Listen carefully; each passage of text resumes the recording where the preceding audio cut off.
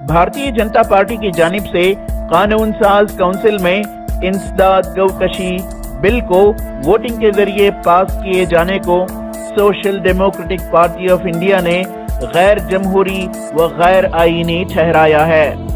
कानून साज काउंसिल में उठाए गए बीजेपी के इस इकदाम की मुखालिफत में एसडीपीआई के एक वफद ने गवर्नर वजूभाई वाला को एक मेमोरेंडम पेश किया और पुरजोर मांग की कि इंसदाद गौकशी कानून को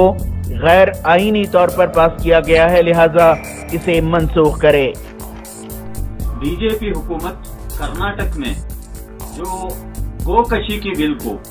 विधान परिषद में कोई डिस्कशन करे बगैर वॉइस वोट के जरिए से जो लाई है, इसकी Social Democratic Party of India मजम्मत करती है, क्योंकि बीजेपी हुकूमत में आने के बाद हमारी पार्लिमानी जमहूरियत की तौहीन करते हुए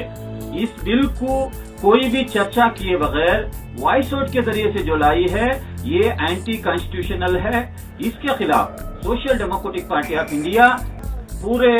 स्टेट में एहतजाज भी करेगी और गवर्नर को इसके खिलाफ हम एक मेमोरेंडम देके ये भी मुतालबा किए हैं, इसको आप किसी भी कीमत में सिग्नेचर ना करते हुए इस बिल को वापस डिस्कशन के लिए भेजना है। हालांकि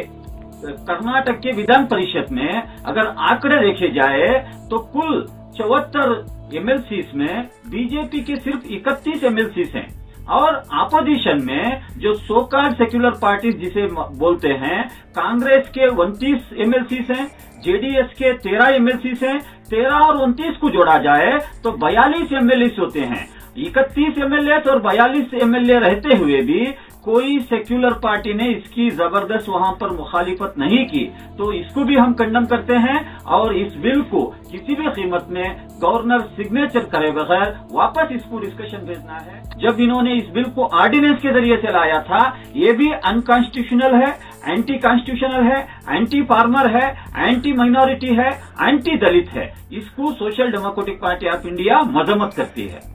ईटीवी भारत के लिए बेंगलोर से रफीक जब्बार की रिपोर्ट।